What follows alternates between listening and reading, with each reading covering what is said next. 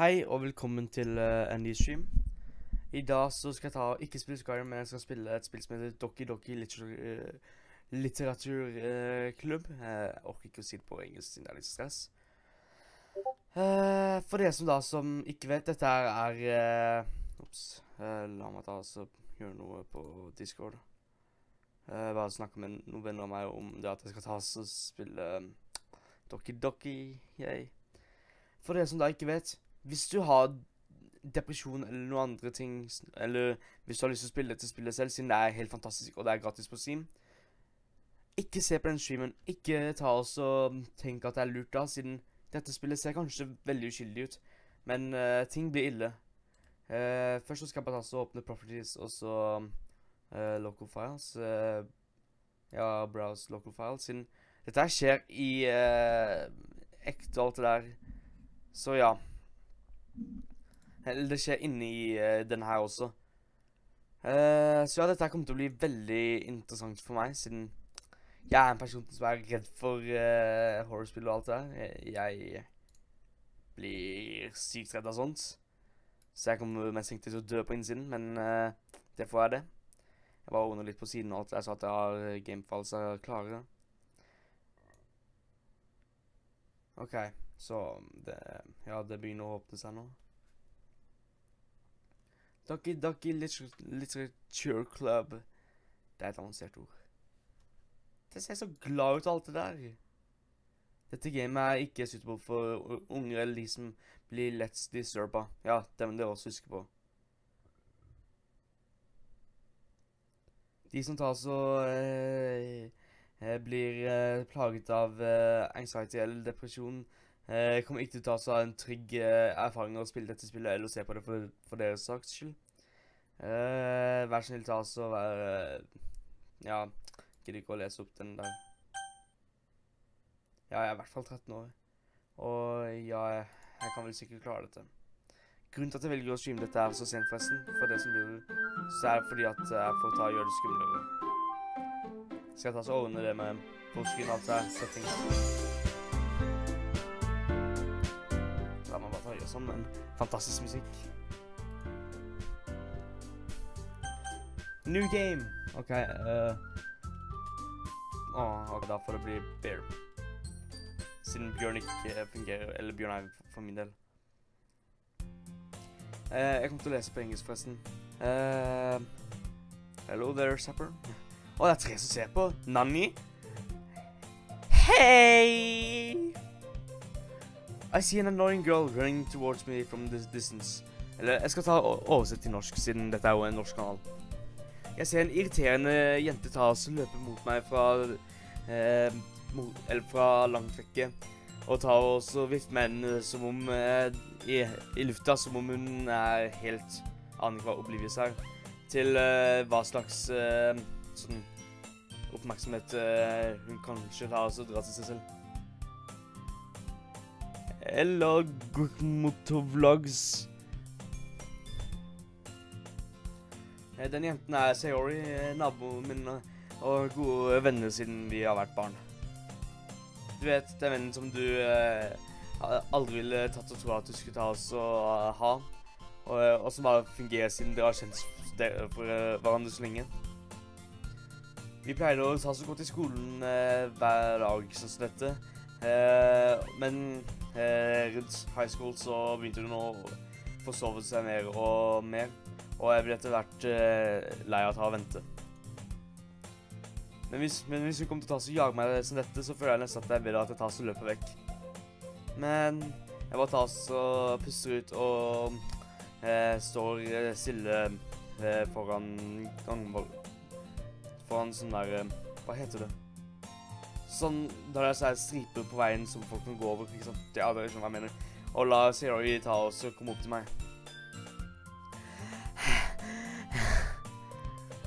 Jeg forsov meg igjen. Men jeg tok det denne gangen.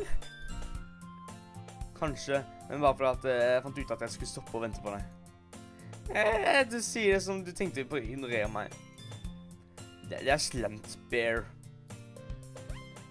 Vel, hvis folk stirrer på deg fordi at du tar og oppfører deg rart, så vil jeg ikke at de skal ta oss og tro at vi et koppel eller noe sånt. Greit. Men de tok og ventet på meg etter alt. Jeg bare tar og sjekker logs og alt det, siden jeg redd for at noe skal skje allerede. Selv om du hadde prøvd, så hadde du ikke klart å være slem, da.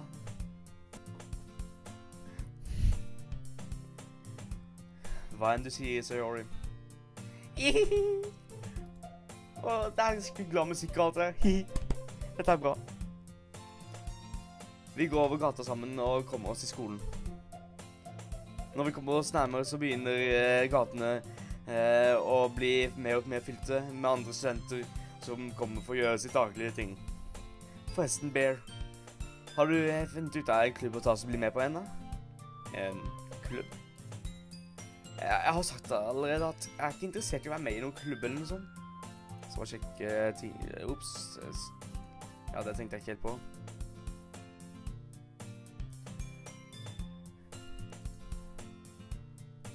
Jeg har egentlig ikke helt sett etter heller.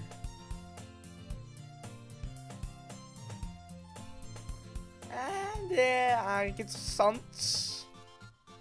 Du sa at du skulle ta oss og være med på en klubb dette året. Gjorde jeg? Jeg glemte at jeg må ta oss og sjekke opp chat, så da kan jeg ikke se på Discord også. Dårlig gjort. Til meg for dette. Boom. Hola, mi amiga. Gjorde jeg? Jeg er sikker på at det var noe jeg kanskje tenkte på. Ut av alle samtalene vi har hatt, men jeg bare tar og laser meg til å bli med på det. Sayori liker å bekymre seg litt for mye om meg, og jeg er helt fornøyd med... Eller, jeg er helt sånn... Det går helt greit. Helt noe... Sånn på normalen. Mens jeg bruker fritiden min på spill og anime. Ok, så jeg er hovedpersonen. Dette er meg. Og forresten, jeg er ikke sikker på om jeg nevnte det før, men hvis dere har lyst til å spille dette spillet, det er gratis, bare ta det opp på Steam. Så ikke se på denne playthroughen her, siden dette spillet er et spill da som er bedre uten å se på en playthrough eller noe sånt. Og jeg gjorde da tabben med å tro at dette spillet måtte man betale for eller noe sånt, og jeg så da på Jacksepticeye sin serie, så jeg kommer til å være like overrasket for alle ting, og jeg kommer fortsatt til å være redd av alt det her, så jeg husker ikke alt sammen som skjer.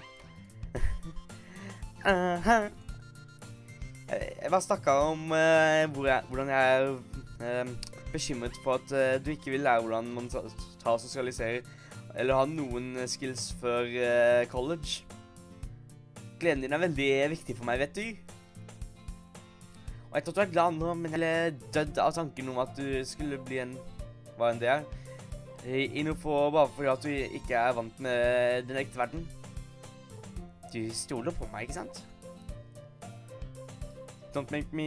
Nei, ikke få meg totalt så bekymre meg for deg. Greit. Jeg skal ta og se på noen klubber hvis det gjør deg fornøyd. Ikke noen... Jeg tar ikke å love noe, da. Vil i hvert fall love at du skal ta og prøve det. Ja, jeg får vel love det. Yay! Klar anime-stil! Hvorfor lar jeg meg ta og bli lært av en så bekymringsfri jente? Men det så er jeg overrasket over at jeg i det hele tatt tok og hørte på henne. Det er vel det at det er vel det at å se henne ta og bekymre seg for mye for meg. Nei. Jeg tror vel at det er det å se henne bekymre seg så mye for meg til å ta også...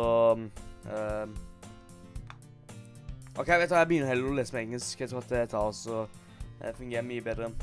I guess seeing her worry so much about me makes me want to ease her mind at least a little bit, even if she does exaggerate everything inside her head.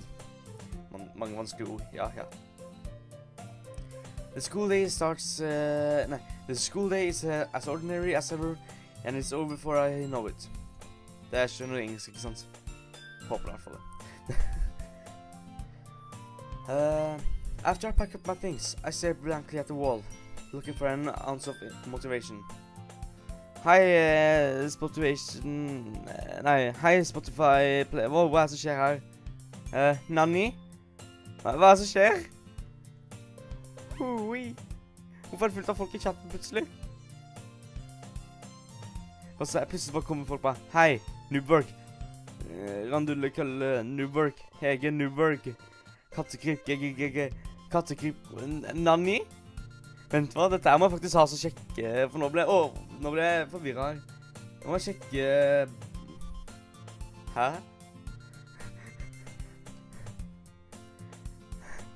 Ok, nå er jeg forvirret. Jeg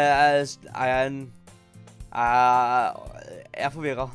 Jeg tror at det er et raid, men jeg vet ikke helt av hvem, siden folk bare skriver fullt av norske YouTube-navn og Jake Paul og alt det der.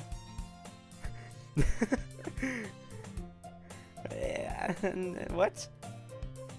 Ok. Jeg er forvirret, men koselig det. Raid. Ja, jeg har skjønt at det er et raid. Jake Paul. It's everyday, bro. It's everyday, bro. Jeg vet ikke hva jeg driver med lenger. After I pack up my things, I stare blankly at the wall looking for an ounce of motivation. Kattekryp, kattekryp, kattekryp, kattekryp, kattekryp. Altså, kattekryp er ganske chill, så... Nå skal jeg søke opp. For... Ups. Her kommer vi krypende. Her kommer vi krypende. Ok, hva som skjer?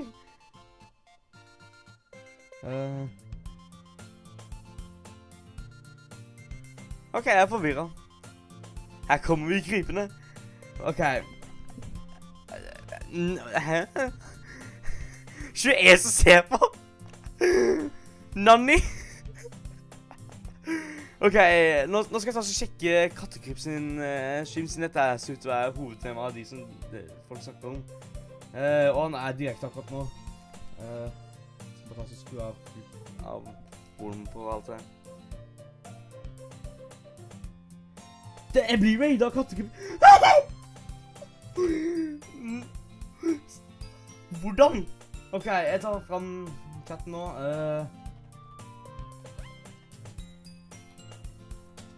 Jeg gidder ikke at jeg skal ta og se på hva som kommer an på. Ok, kattekryp. La oss bare ta og mute spille litt grann.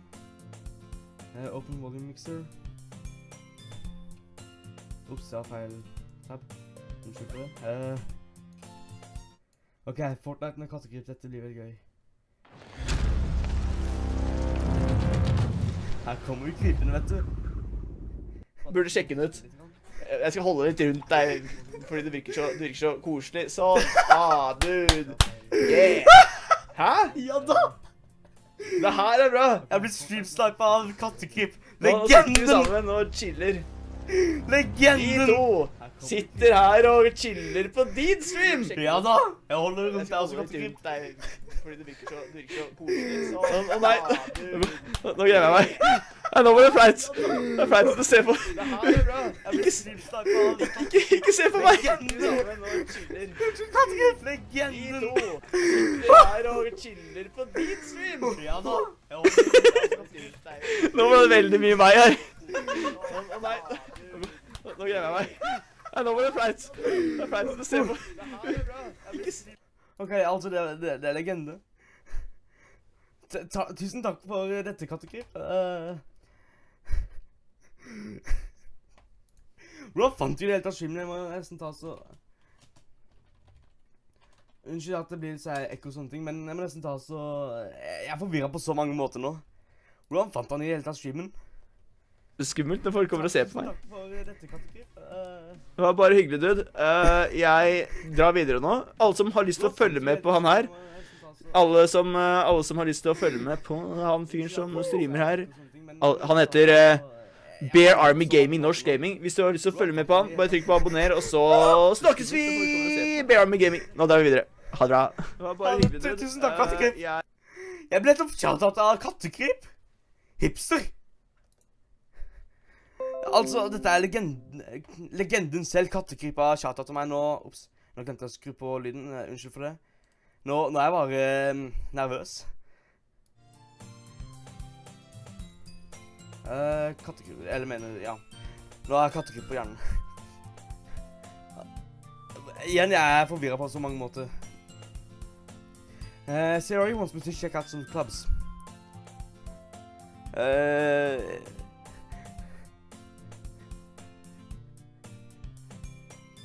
Nei, spille er ikke haram. Doki doki er aldri haram. Hvis jeg er anime-jente, så er det aldri haram. Husk det. I guess I have no choice but starting the anime club. Anime! Yeah! Hello? Sayori? Sayori must have come into the classroom while I was spacing out. Altså, jeg er fortsatt overrasket over kattekryp tok og raida streamen min. Liksom, hæ? Altså, dette er julaften for meg. Dette er julaften for meg. I look around and realize I'm the only one left in the classroom. I thought I'd catch you coming out of the classroom, but I saw you just sitting here and spacing out, so I came in. Ja, sorry. Unnskyld. Jeg er ikke verdig av en weeaboo. Hello, darkness, my old friend. Honestly, you're even worse than me sometimes. I'm impressed. You don't need to wait up for me if it's going to make you late for your own club. Well, I thought you might need some encouragement, so I thought, you know... No, what? Well, that you could come to my club. Jeg vet at du er Daniel, din deformerte pip-kake. Altså, nå er det litt sånn stille. Nå er Catman her også, Nani. Han bare, no, jeg skal ikke ha noe selfies her. Sayori. Yeah!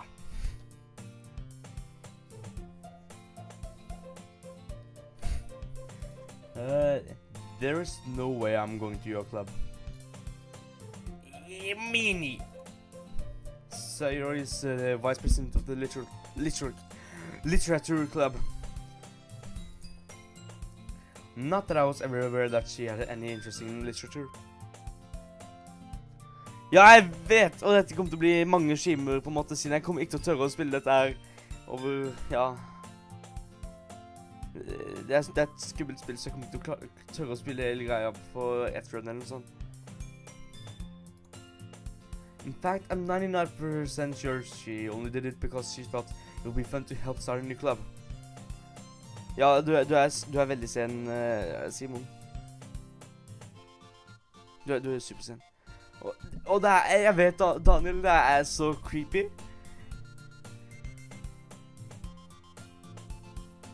Vent, hvis man bruker OBS, så ser Monica det. Jeg bruker OBS! Eller jeg bruker OBS Studio, men det teller som OBS. Du tuller nå, ikke sant? Altså. Det kommer til å bli enda rarere enn det jeg hadde håpet. Since she was the first one to show interest after the one who proposed the club, she inherited the title vice president. Ja, jeg vet, Simon, det er helt episk. Altså, kattekrypen må ha cred for dette. Det er genialt. Rett og slett bare genialt.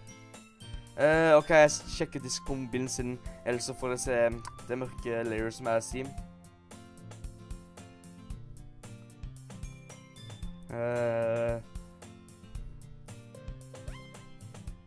Han har ikke sendt ennå. Filspam. Ja, jeg får ta så vente på det. Ja. That said, my interest in literature is guaranteed to be even less.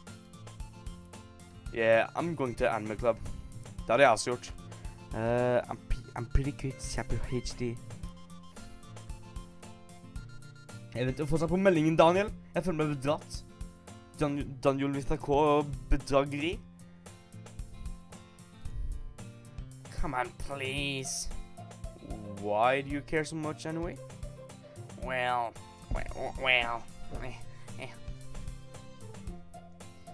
Ok, nå får jeg få snaps her hva som skjer. Her er det folk som kommer til å ta oss og gratulere meg med ja. I kind of told it. Nå sendte Daniel et screen. Nå må jeg sjekke dette her. Ja. Ok, det er creepy, det er creepy. Det er sykt creepy.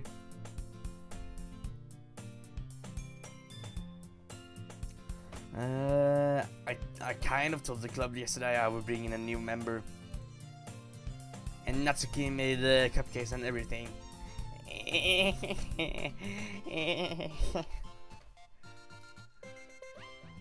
Don't make promises you can't keep. Ja, Daniel. Nei, det var tull, du er chill. I can't tell if Sayori is really that much of an airhead, or if she's so cunning as I plan all this out. Hun er genial, sier vi.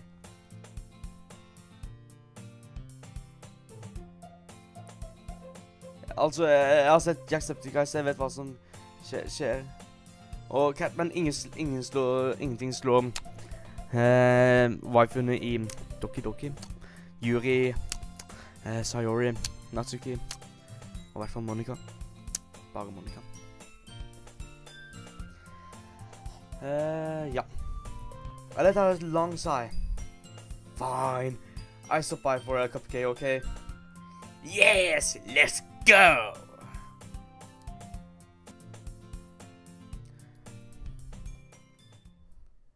And thus, today marks the day I sold my soul for a cupcake.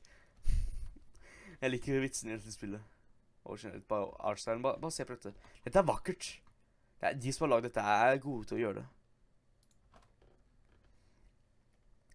I dejectedly followed Sayori across the school and upstairs, a section of the school I rarely visit, being generally used for third-year classes and activities.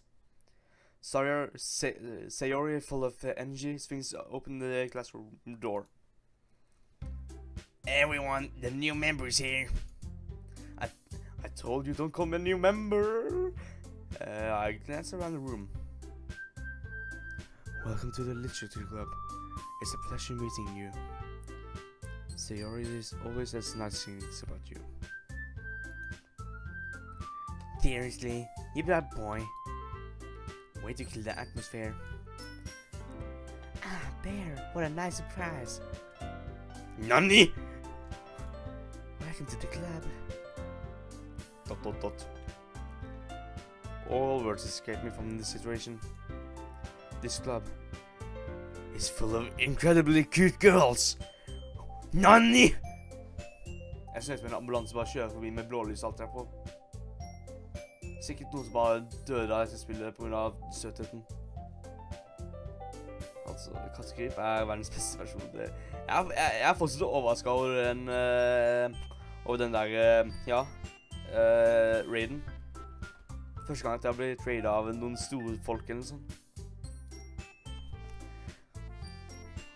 What are you looking at? Eller, what are you looking at? If you want to say something, say it. Sorry. Natsuki. The girl with the sour attitude, whose name is apparently Natsuki, is one I don't recognize. Ok, så jeg vet hva de andre sine, på en måte, hvordan de andre er. Men jeg vet ikke helt hvordan Natsuki er, så jeg har tenkt å ta og gå med storyline som følger henne da, siden, ja. Her small figures makes me think she's probably a first year. Jeg går alltid for de unge. Jeg mener hva? She is also the one who made the cupcakes, according to Sayori. You can just ignore her when she gets moody. Sayori says that quietly into my ear, and then turns back to the other girls. Fun fact, hver gang du hører piano i bakgrunnsmusikken, så vil jeg at Monika følger med. Hvordan vet du det? Er det liksom noe du bare har funnet ut av etter hvert, eller er det noe som du faktisk... For nå er jeg redd. Monika er skummel. Nei, du må gå med Sayori. Ok. Siden jeg ikke har... Jeg har bare sett Yuri sin storyline, og sånn ordentlig, så kan jeg vel egentlig gå med Sayori. Og kanskje Natsuki andre gangen spiller spillet eller noe sånt. Men Yuri er den beste wifen, definitivt. Altså, av alle tre så er det hun jeg liker best, egentlig. Anyway, this is Natsuki, always full of energy. And this is Yuri, the smartest one in the club. Just don't say things like that. Yuri, who apparently comparatively more mature and timid, seems to have a hun snakker om piano-skillsen hennes, og hun sier at hun er praktisk. Daniel, siden nå begynte du å tenke. Nå hadde du begynt å tenke smart. Daniel, jeg er ikke likt det å være smart. Yuri, who appears comparatively more mature and timid, seems to have a hard time keeping up with people like Sayori and Natsuki. Well, it's nice to meet both of you. And it sounds like you already know Monica, is that right? That's right. Or Sapper? Yes. Do it! Do it! It's great to see you again, Bear. Som noen jenter faktisk hadde sagt det. Som noen jenter faktisk sa, så vet hvem jeg er. Jeg er bare en dude som bare sitter på rommet sitt hele dagen og drikker vann og cheap cola. Ja da. Ikke smått forresten. Jeg bare er tørst.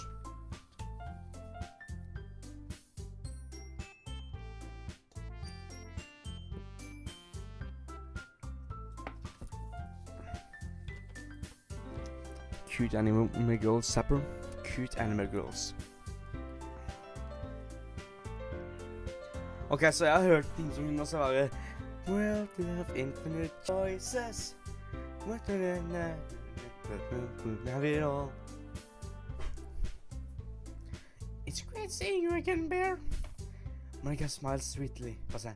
I can fight this too. We do know each other. Well, we really talked, but we were in the same class last year. Last year? Fun fact, hvis du sletter Monica før du starter på en nytt game, så sier Sayori blir gjerne å innse at alt er fake, så krasjer spillet. Når du relauncher spillet, så står det N, så kom det med veggene. Bildet av Sayori som... Altså, jeg skal bare ta så slette den siden spoiler alert. Remove. Boom. La oss se. Monica was probably the most popular girl. Oops, så får åpne Discord i stad. Unnskyld for dette. Det er bare ikke noe som jeg borderless window.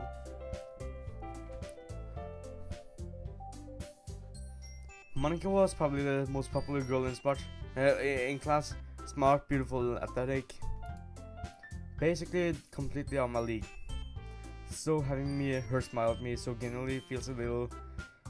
You too, Monica? Come sit down, Bear. We made room for you at the table so you can sit down next to me or Monica. I'll get the cupcakes. Hey, I made them. I'll get them. Sorry, I just got a little excited.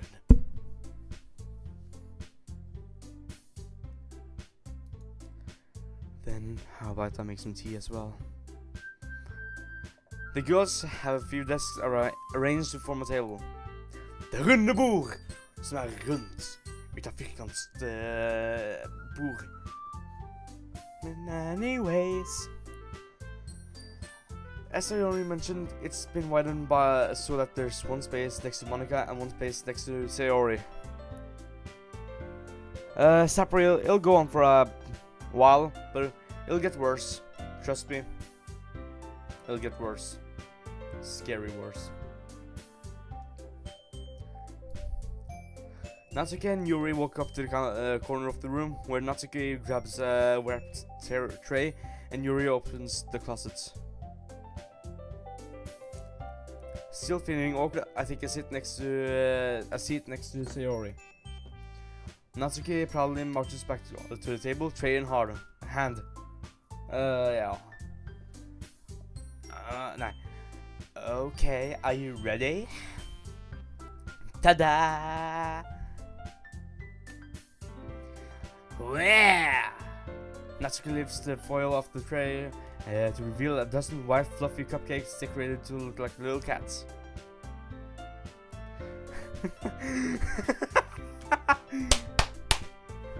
I am the Yolkis, your legend.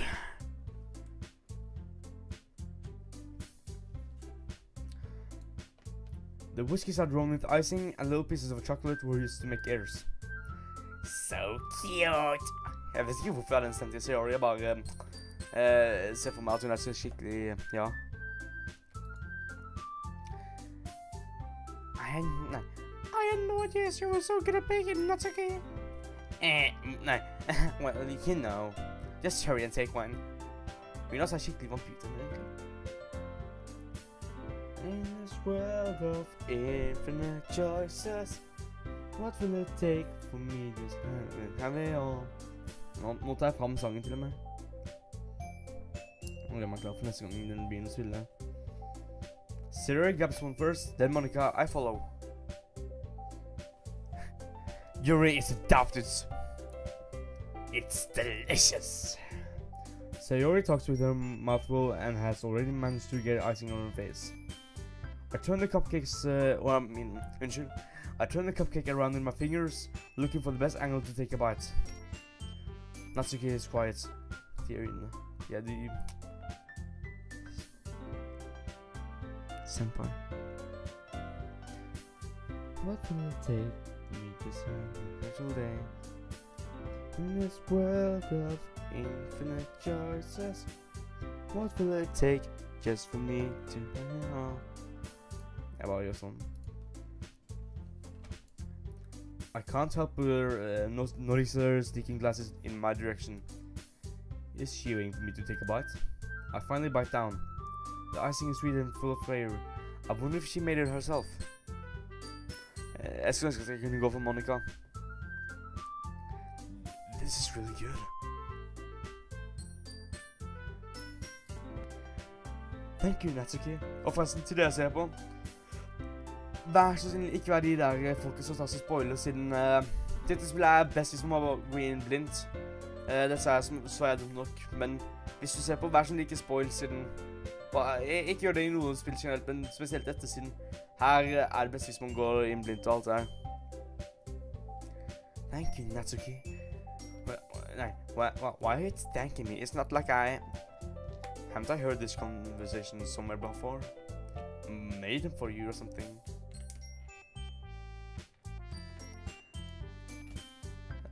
I thought you technically did. Sayori said, well, maybe. But not for you, you know, you dummy.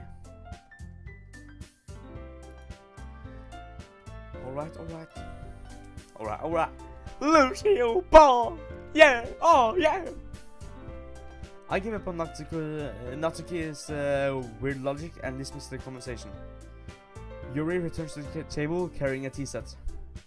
She carefully places the teacup in front of each of us before setting down the teapot next to the cupcake tray.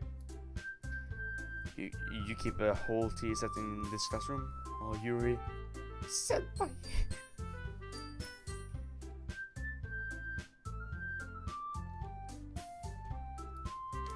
Don't worry, the teachers gave us permission. After all, doesn't a hot cup of tea help you enjoy a good book?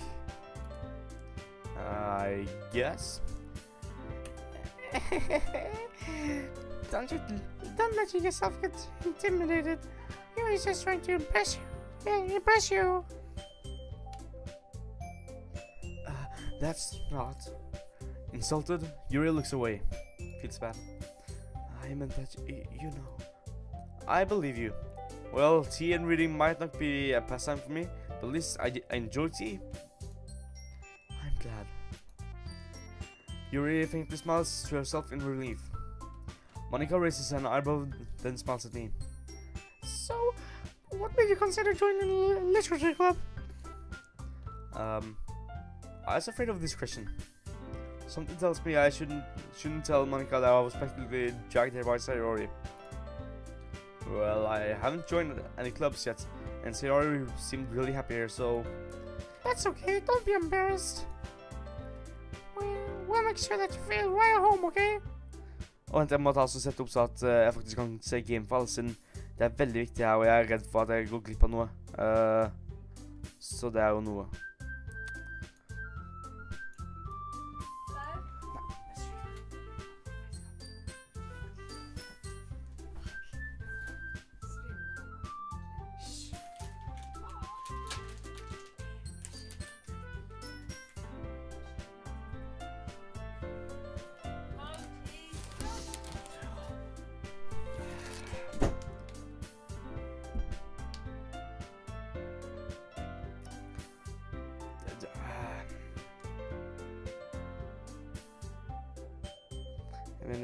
jeg fikk I hvert fall Maltesers.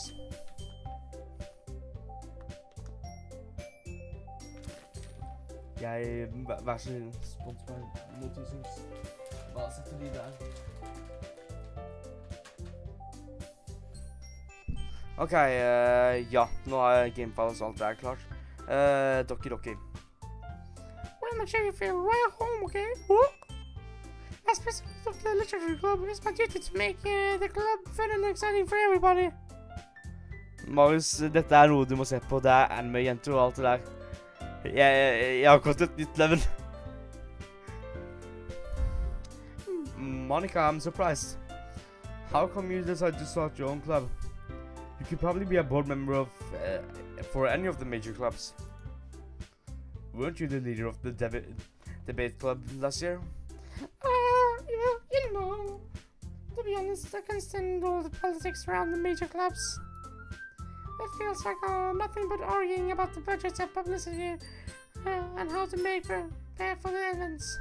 I'd much rather take something I personally enjoy and make something special out of it. Jeg skal si hva I tilfelle noe går galt.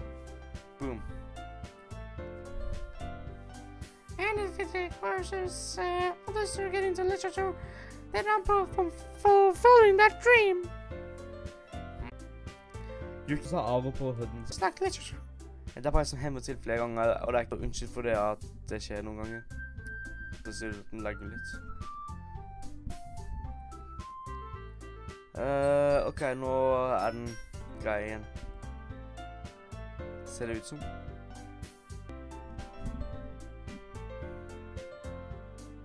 Jeg bare tar så lukker litt programmet, like gjerne. We all really agree to this club before we graduate. Right, everyone? Yeah! Men ikke satt hun samtidig. Jeg fikk den I Loot Crate, vet du. Det vakkert.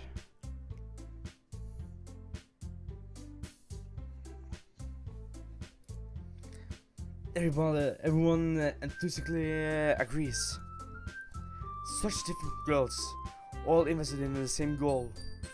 Monica must have worked really hard just to find these three. Hei og velkommen til streamen Chartershow. Her spiller vi da anime-jente DLC 7008.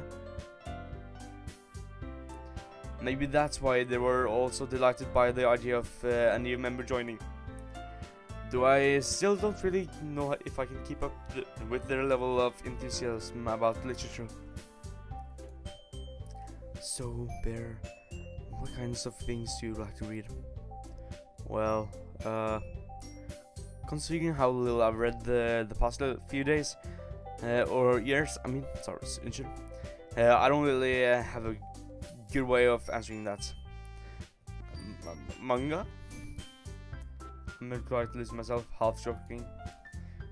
Natsuki's head suddenly perks up. It looks like she wants to say something, but she keeps quiet. Not much of a reader, I guess. Well, that can change. What am I saying? I spoke without thinking after seeing Yuri's sad smile. Anyways, what about you, Yuri? Well, let's see. Yuri traces the rim of her teacup with her finger. My favorites are usually the novels that build deep and complex fantasy worlds. Det sånn jeg også liker det. Percy Jackson elsker det. Ting som Lord of the Rings elsker det. Star Wars elsker det. Hallo, Yuri. The level of creativity and craftsmanship behind them is amazing to me. And telling a good story in such a foreign world is usually impressive. Yuri goes on, clearly passionate about her reading. Den musikken, den gjør meg glad. Endelig så dette var glede. Etter flere år. She seems so reserved and timid since the moment I walked in, but it's obvious by the way her eyes light up that she finds comfort in the world of books, not people. But you know, I like a lot of things.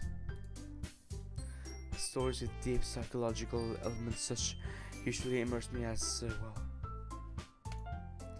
Isn't it amazing how a writer can be so deliberately take advantage of your own lack of imagination to completely throw you for a loop? Anyway, I've been reading a lot of horror lately. I read a horror book once. Ja, det prøver å være skikkelig relevant nå.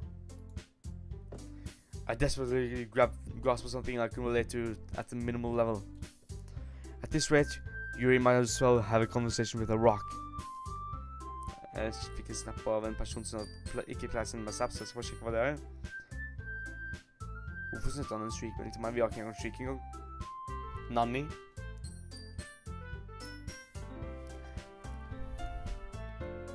Really? I would have expected that of Yuri.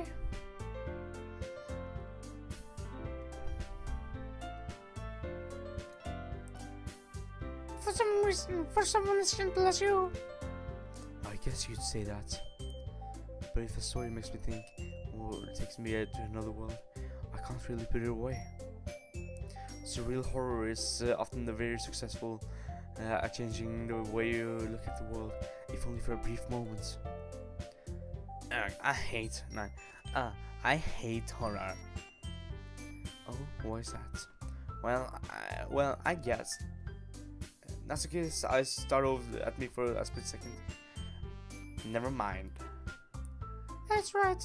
You usually like to write about good things, don't you, Natsuki? What? Why can't you die there? You left a piece of scrap paper on the last club meeting. It looks like you were working on a problem called... Don't say it out loud. And give me that back. Fine.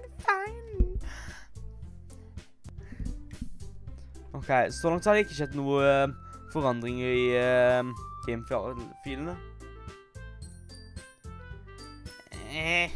Your cupcakes, poems. Everything you do is just cute as you are. Zero slides up behind Natsuki and puts her hands on her shoulders. I'm not cute. I'm not cute. Natsuki, you write your own poems? Well, I guess sometimes. Why do you care? I think that's impressive. The real Miss Beta, yo.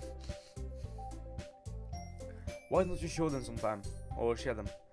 No? Natsuki averts her eyes. You wouldn't like them? Not a very confident writer yet. I understand how Natsuki feels. Sharing that level of writing takes more than just confidence. The truest form of writing is writing to oneself. You must be willing to open up to your readers, exposing your vulnerabilities and showing even the deepest reaches of your heart. Do you have a writing experience too, Yuri? Maybe if you share some of your work, you can set an example to help Natsuki feel comfortable enough to share hers. ...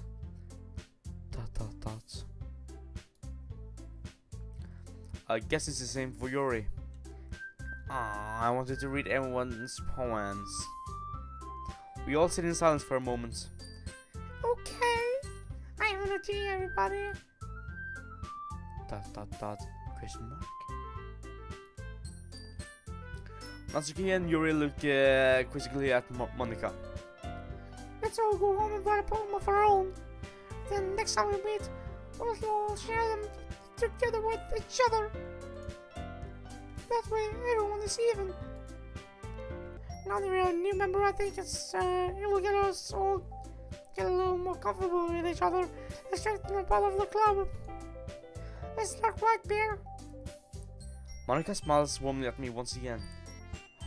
Hold on, there's just one problem. What's that? Now... Ok, jeg skal bare ta så ordne noe, siden det ser ut som at det er litt sånn rare greier på streamen, settings,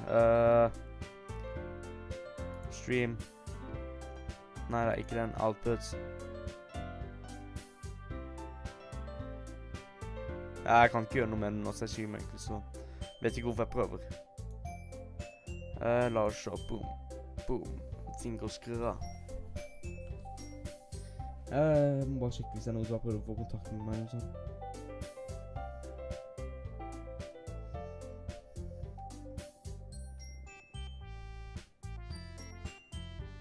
Å nei, katten ser på meg fra stuen.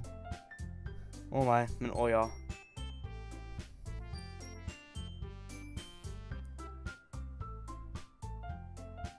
Det var bare så det er folk som sender meg ting på Snapchat og sånne ting. Unnskyld for det.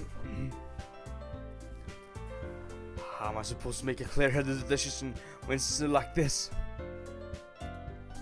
That is, if writing poems is a price I need to pay in order to spend every day with these beautiful girls. Right. Okay, I've decided then. I'll join the literature club. One by one, the girls' eyes lit up. Yes, I'm so happy. Sayori wraps her arms around me, jumping up and down. Hey, you really did scare me for a moment. If you really just came for the cupcakes, I would be super pissed. Mr. The official. Welcome to the literature club. Thanks, I guess. Okay, everyone. I think with that, we can officially end today's meeting on a good note. Everyone remember tonight's assignment. Write a poem to bring to the next meeting so we can all share. Monica looks over at me once more. Bear, I look forward to seeing how you express yourself. Yeah. Cannot really impress the class or Monica with my mediocre writing skills. I already feel the anxiety welling up inside me. Meanwhile, the girls continue to chit-chat as Yuri and Natsuki clean up the food. Hey Bear, since you're already here, do you want to walk home together? That's right. Sayori and I never walk home anymore because she always stayed after school for clubs. Det har ikke skjedd noe I gamefallen ennå. Kan være at det fordi at ingenting rart skjedd ennå. Sure, might as well. Yay! With that, the two of us depart the club room and make our way to home. The whole way, my mind wanders back and forth between the four girls. Sayori, Natsuki, Yuri, and of course Monica. Will I really be happy spending every day after school in a literature club? Simlev, ja, jeg en weeaboo, og jeg stolt av å være det. Har du noe problem med det? Come at me. Nå må han har noe her som viser at jeg en weeaboo.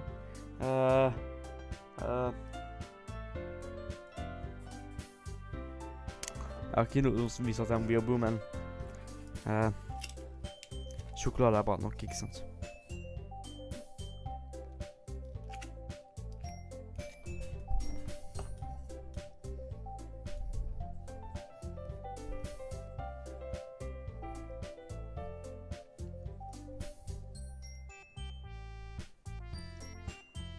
Perhaps I'll have the chance to grow in closer to one of these girls. Hint, hint. All right. I just need to make the most of my circumstances, and I'm sure a good fortune will find me. Ja, en god en. Ja. And I guess that starts with writing a poem tonight. It's time to write a poem. Pick what you think your favorite club member will like. Something good might happen with whoever likes your poem the most. Ok, så dette er der dere kommer inn. Jeg må velge mellom en av disse tre, og dere skal ta så si hvilken av dem. Yuri, Sayori eller Natsuki. Hvilken av disse tre skal jeg ta så velge? Jeg bare venter på svar I chatten.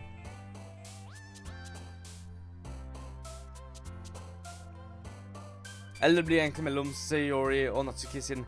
Jeg vet hvordan Yuri sin er. Så Ritt Catman. Se gjerne på Jacksepticeye sin serie for å se hvordan det er med Yuri. Og ja, Yuri er den beste wifen. Det er det. Ja, unnskyld Katumanu.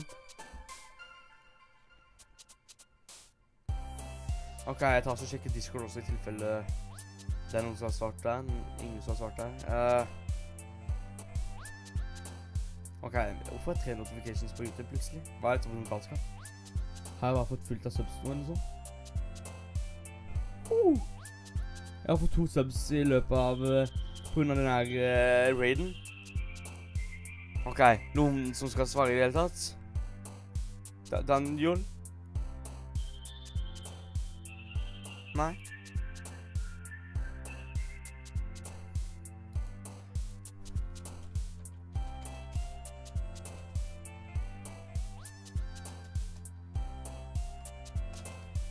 Daniel? En eller annen? Ja, det ser sånn ut, ja. Daniel? Si noe. Daniel, hvilken skal jeg gå for? Sayori eller Natsuki? Jeg føler meg bedratt. Du følte ikke med. Du kan være den som tar bestemmer siden ingen andre svarer. Unntatt Catman, men jeg har svart en som jeg allerede har sett storyline til. Du må sjekke Snapchat. Nei. Ikke Snapchaten, jeg er redd. Sayori. Ok, det er Sayori. Det er Sayori, ikke skall meg. Ok, da blir det Sayori. Da tenker jeg at jeg må ta oss og velge ting som defeat. Ja da. Green. Ja da. Warm. Åhå, 3.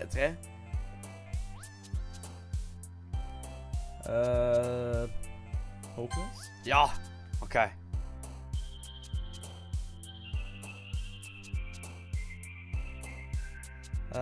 Kanskje Fireworks? Åssen er det jeg nok henne? Massacre, kanskje henne? Nei! Unnskyld.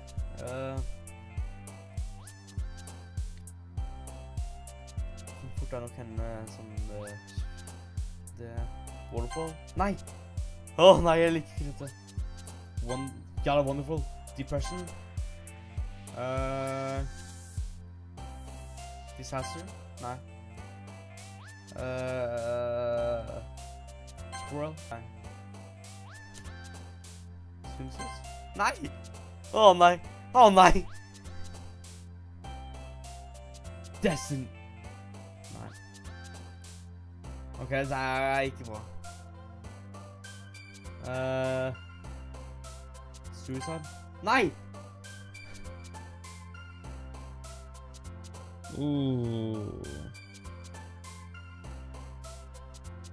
Question? Come on! Excitement. Imagine it.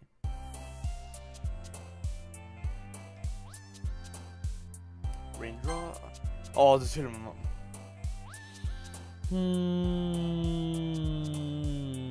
Hope. Fair. Jeg fikk faktisk en god del på Sayori. Are you getting better? Glad to see you didn't run away from us.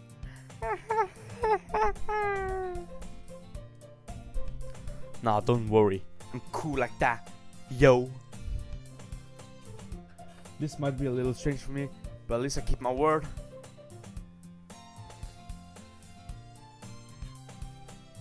Well, I'm back at the literature club. I was the last to come in, so everyone else is already hanging out.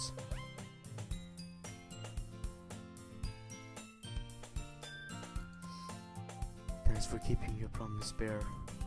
I hope this isn't too overwhelming of a commitment for you, making you dive headfirst into literature when you're not accustomed to it. Oh, come on, like he deserves any slack. Sayori told me you didn't even want to join any clubs this year. And last year too. I don't know if you plan to just come in and hang out or what. But if you don't take this seriously, then you won't see the end of it. That's okay. You have a big mouth for someone who keeps their manga collection in a club room. Bear always gives his best when he comes, as long as he has having fun. He happens to be busy works without me even asking, like cooking and cleaning in my room. How dependable. Sayori. Nice, Sayori, that's because your room is always so messy, it's distracting. Sayori also. Back to back. And you almost set your house on fire once. Oops. Is that so? You two are really good friends, aren't you? I might be a little jealous. How come you and Bear can become good friends too? Sayori? Dot. As usual, Sayori seems oblivious to the weird situation she just put me into. Oh! Yuri even brought you into something. Yuri even brought you something today. You know. Wait, Sayori. Me? Not really. Don't be shy. It's really nothing. What is it? Never mind. Varsågod. Diskussion.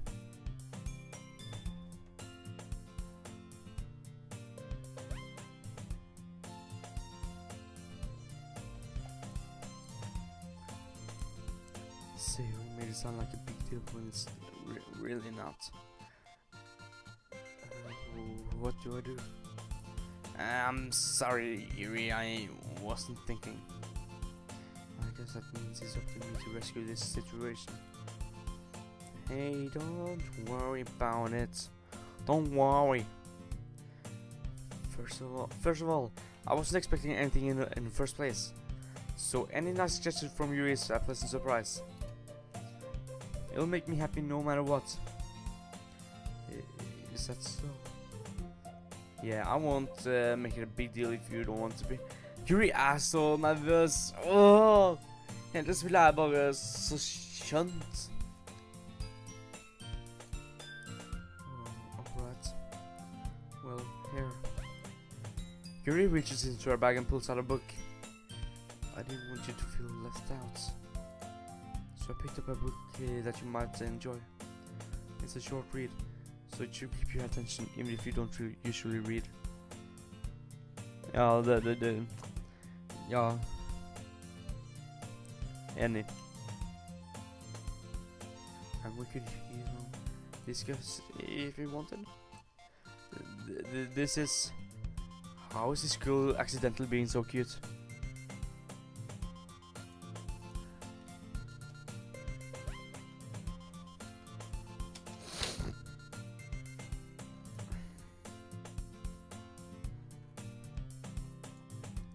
She even picked out a book she thinks I'll like, despite me.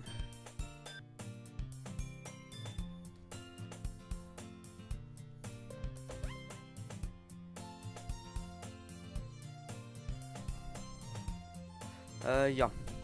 Feel. Well, you can read it at your own pace.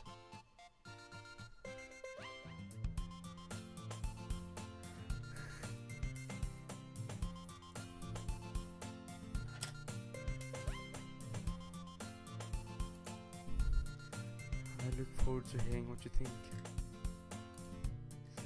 Now that everyone's settled in, I expected Monica to kick off some scheduled activities for the club.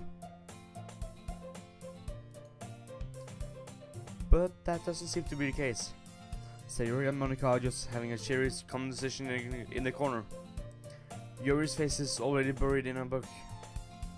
I can't help but notice her intense expression, like she was waiting for this chance. Meanwhile, Natsuki is just rummaging around in the closet. Man, it looks like no one wants to be bothered today. I slumped down on their desk. How am I supposed to occupy myself with something literature related by myself like this? I guess I could always read the book, some of the book Yuri gave me. but I'm feeling a little too tired to read. I could probably fall asleep right now. I close my eyes and end up listening in on Sayori's conversation with Monica. We're probably going to seem like really lame compared to all clubs, though. Well, we can't give up. The festival is our chance to show everyone what literature is all about. The problem is that the idea of the literature club sounds too dense and intellectual. But it's not like that at all, you know. We just need a way to. We just need a way of showing that to everyone. Something that speaks to their creative minds.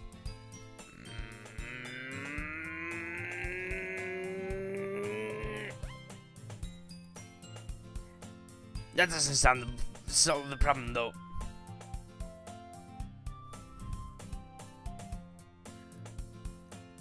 What do you mean? Even if we come up with the most fun thing ever, nobody will come in the first place if it's a literature event. So it's more important to figure out how to get people to show up in the first place, you know? And after they come, how can we do the same thing to speak to their creative minds? What's this? Sayori is talking really seriously. It's rare to hear. Nam.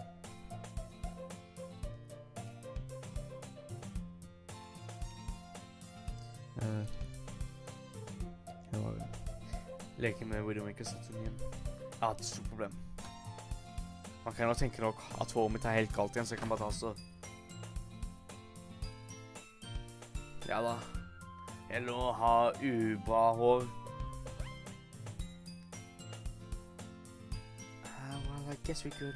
Cupcakes! Good thinking.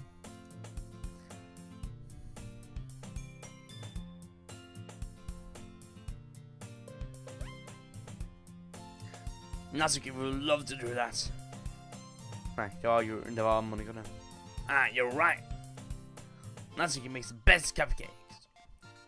That works out perfectly. That was why you suggested that? Cupcakes speak to my creative tummy. My creative tummy is here.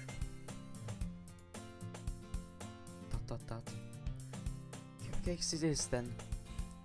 I'm hungry. Anyway, we still need to work out the events of the details of the event itself. I find myself smiling. In the end, Sayori is still her usual self. But therein lies the unexpected reason I admire her. Oops, I glemte å lese det.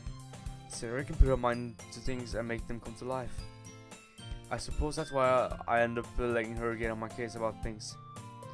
I can't help but wonder what it would be like to see the world through her eyes. Oh, da var du nærmere. Wow.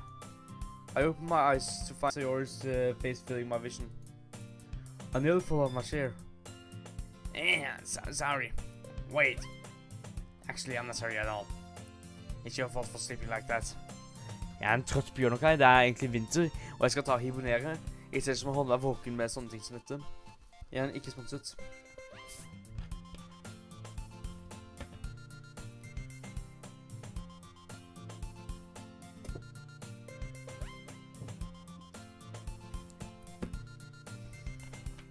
Ikke sponset.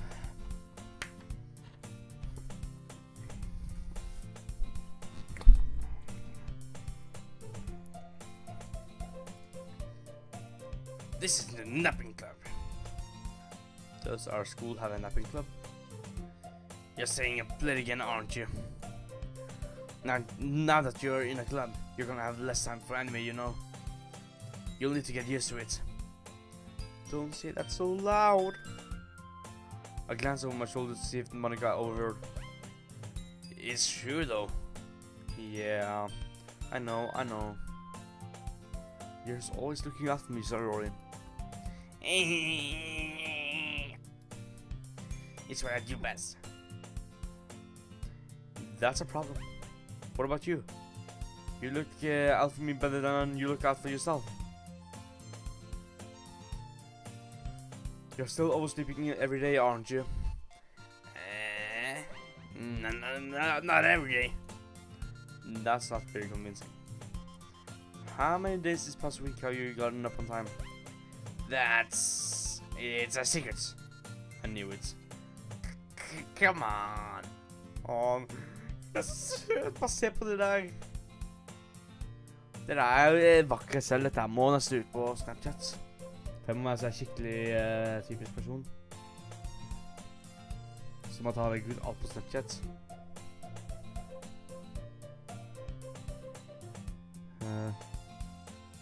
Ok, nå har skjedd et eller annet på Snapchat. Sånn.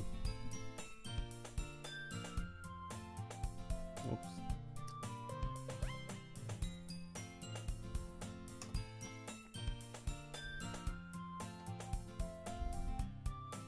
Sånn. Boom. Come on! At least give me the benefit of the doubt. I can't do that. Look, Sayori, it's written all over you. Sayori glances around at herself. How is it written all over me? You were clearly in a rush this morning. Look, your hair is sticking out all around here. I run my fingertips down the side of Sayori's hair, trying to straighten it. Man, you really need a brush for this. My hair is just really hard to get right. I won't fall for that. There's more than just your hair. Look, your bow isn't straight even. And there's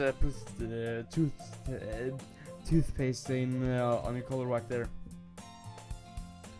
I tried to wipe up the same with my finger. Jeg skal sjekke hvordan det går med katteskritt stream. Siden, altså, jeg skjønner ikke hvordan han fant den. Jeg er fortsatt veldig forvirret når det gjelder det. Hvordan fant han den i det hele tatt? Men... Ja, jeg er forvirret nå.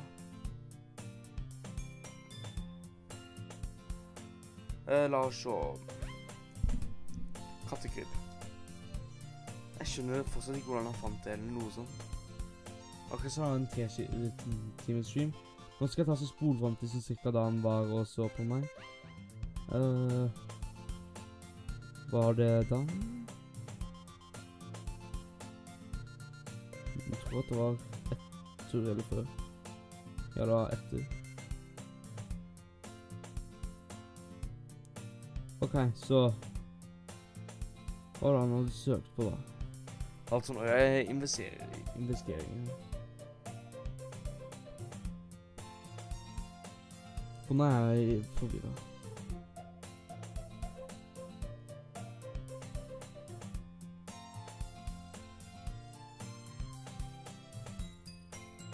Ok, så nå ser han på den streamen. Dette er ikke den ikke den her heller. Ok, så der går han videre. Så finner han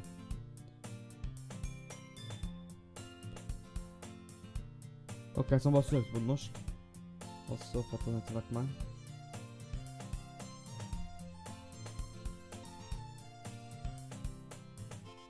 Og der fant han meg.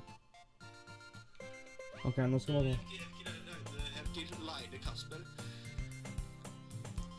Ikke se på hvis du er alt for redd for spesifikke ting.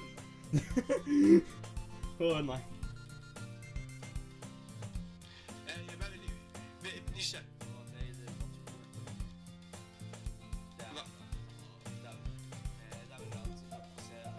Ok, vi gjør det her i stedet. Alle sammen. Vær så snill, jeg håper ikke det er noe tull i det der streamen her, altså. Ok, alle sammen, vi lager det her fort før det skjer noe feil. Å nei! Nei! Jeg skal si feil! Slutt å ligge oss i handkjent i stedet på! Hva? Ok, alle sammen, ta det.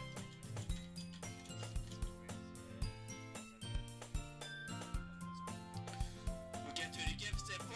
Siden det står, ikke se på hvis du er alt for redd for spesifikke ting. Det er skummelt.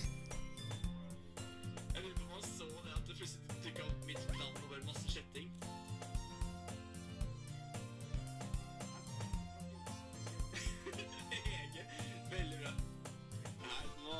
Skal vi høre hva han sier for noe?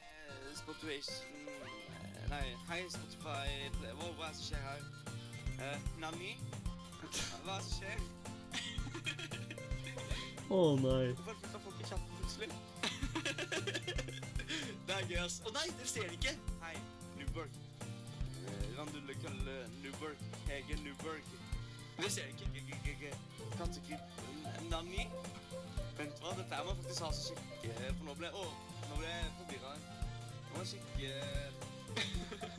Hæ? Det er kjempelig. Ok.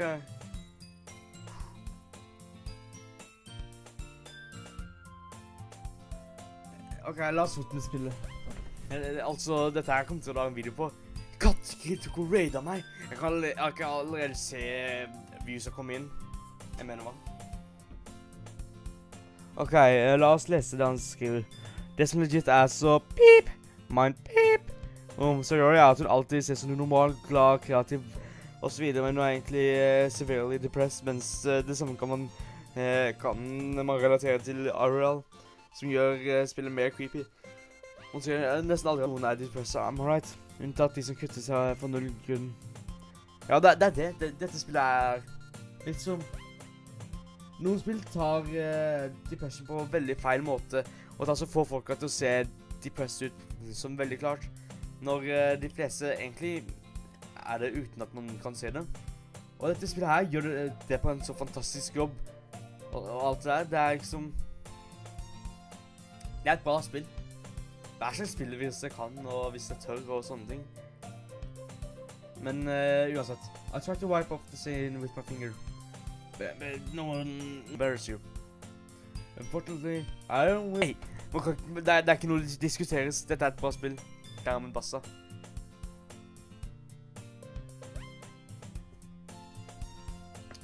And you don't even keep your blazer button up. Seriously, Sayori. Why do you think you don't have a boyfriend yet? Ooh.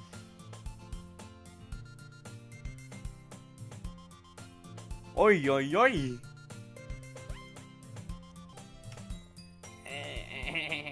This is so funny. What is? Well, I was just thinking about how weird it is to have a friend who does this thing, kinds of things. Don't say that. You're making me feel weird about it's stupid.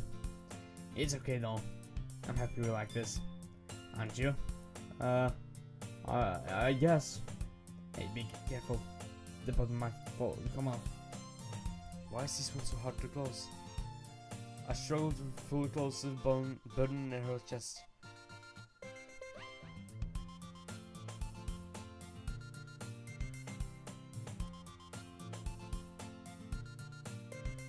Okay.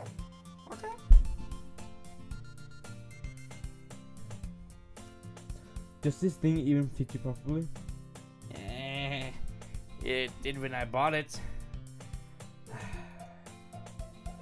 If you ever button it, you have noticed sooner than that it doesn't fit you anymore. What are you smiling about? It means my got bigger again. Don't say that out loud. Anyways, you look much better now. So, why does it feel a little strange to see Sayori's place unbuttoned like that? But it's so stuffy. Yeah, it's not worth it at all. Sayori hastily unbuttons her blazer once more. Phew. That's so much better. Sayori puts her arms out and twirls around. So if I keep it unbuttoned, I won't get a boyfriend, right? What kind of logic is that? And why are you saying that like it's a good thing? Because if I had a boyfriend, he wouldn't even let you do things like that. And you take care of me better than anyone else could anyways.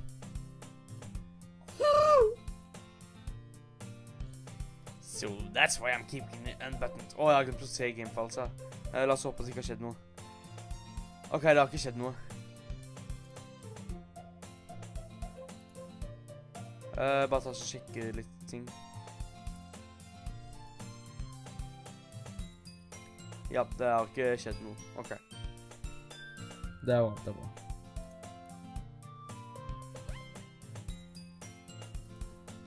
Stop saying all these embarrassing things. I didn't say anything embarrassing. Jeez. Nei, Daniel, nei. Jeg er en innocent Christian boy. No doing that for me. I am too innocent for that. Well, anyway, just focus on getting up a little wake up a little earlier. Only if you focus on going to bed earlier. Fine. It's a deal. I guess we really are better at taking care of each other than we are of taking care of ourselves. Yeah, I guess so, huh? So maybe you should come wake me up in the morning. Man kan bare se at du også blusher så sykt. Oi da.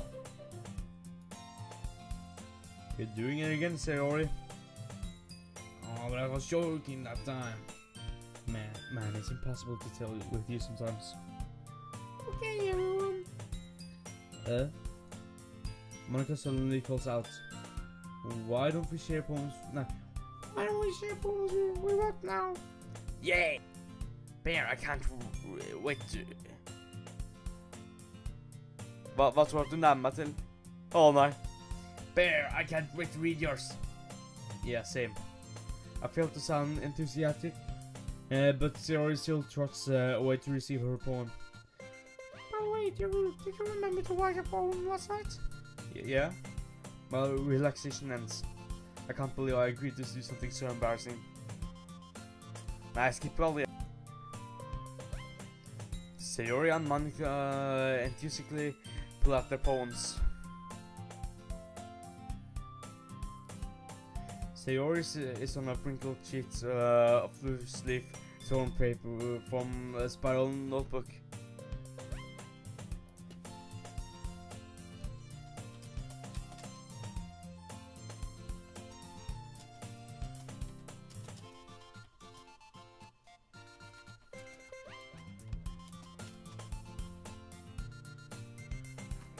Det skal bare ta så spørre Som tok for.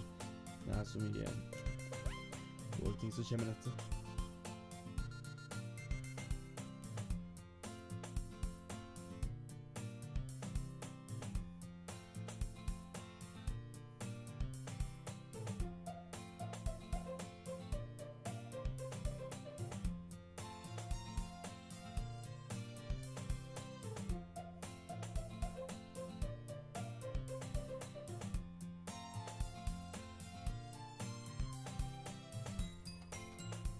Ok, det er fikset nå. Ok. Sayori is on a wrinkled sheet of loose leaf torn from a spiral notebook. On the other hand, Monica wrote hers... Ups, nå må jeg ta frem gamefiles igjen. For nå føler jeg at jeg begynner å nærme meg ting. Så nå må jeg ha alt klart slått det. Men jeg kan ikke huske når det begynner å komme. On the other hand, Monica wrote hers in a composition notebook.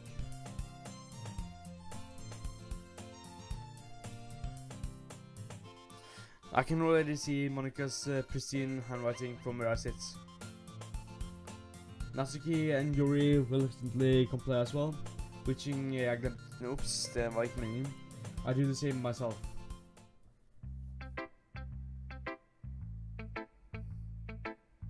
Ok, den første jeg skriver til eller viser til Sayori siden det er hun jeg skrev for.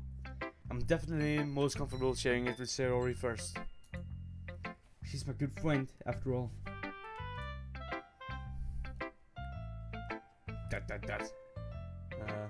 Hvorfor så rart han sitt Sayori? Oh my goodness. This is so good, Bear! Og forresten, velkommen til streamen det-visa. Og sikkert Daniel. I love it! I had no idea you were such a good writer. Forresten, jeg burde kanskje ta så save det. Sayori, You must seriously be... No, you must be seriously overreacting. I'm not a good writer at all.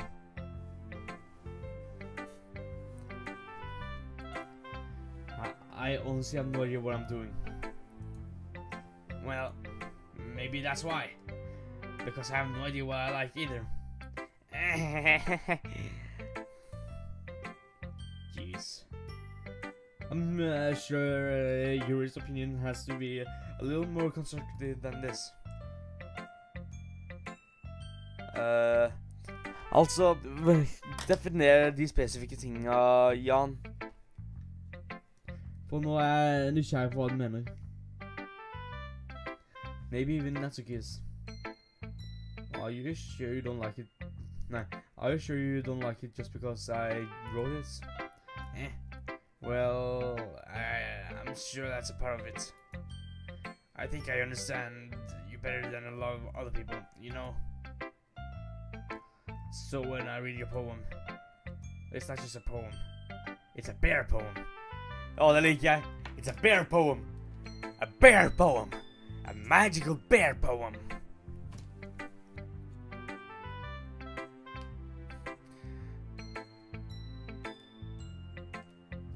Nei, spesifikke ting. Dette spillet her går veldig innenfor depression og sånne ting etter hvert. Som det da står i begynnelsen, på en måte. And that makes it feel extra special. Like I can feel your feelings in it. Altså skikkelig glade streker. Sayori hugs the sheet against her chest. Oh wow, you're so weird, Sayori. I'm really happy you just wrote one. It just reminds me how you're really a part of the club now. Jeg må høre etter pianoet.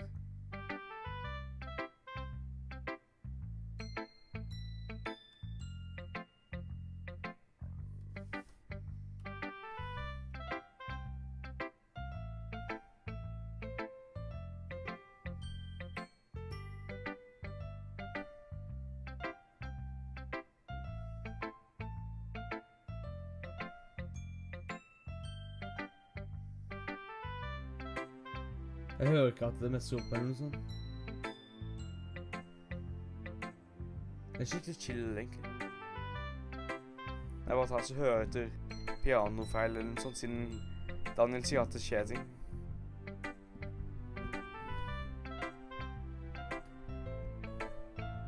Der hørte jeg feil, tror jeg. Nei. Not to mention the fact that I'm standing in front of you in the club room. Nei, jeg har ikke skinnet meg. Nei. Det er bare jeg som har alt bak headsetet mitt. Boom. Jeg har ekstra langt hår.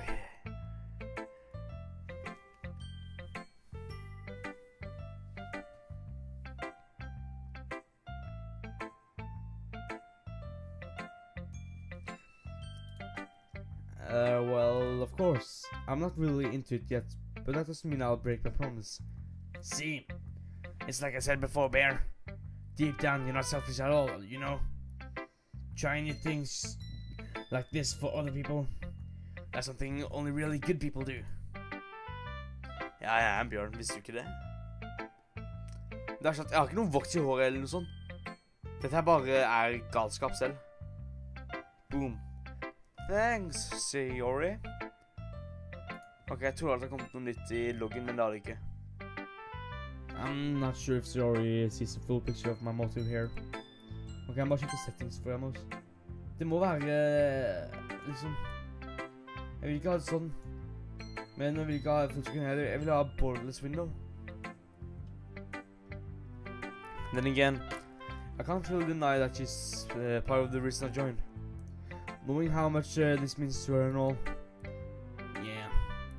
And I'm going to make sure you have lots of fun here, okay? That would be my way of thanking you. Alright, I'm going to hold you on that to that then. Yay!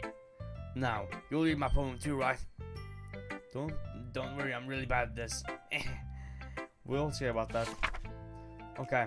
Dear sunshine, the way you glow through my blinds in the morning, it makes me feel like you miss me. kissing my forehead to help me out of bed, making me rub the sleepy of my eyes. Are you asking me to come out and play? Are you trusting me to wish away a rainy day? I look above.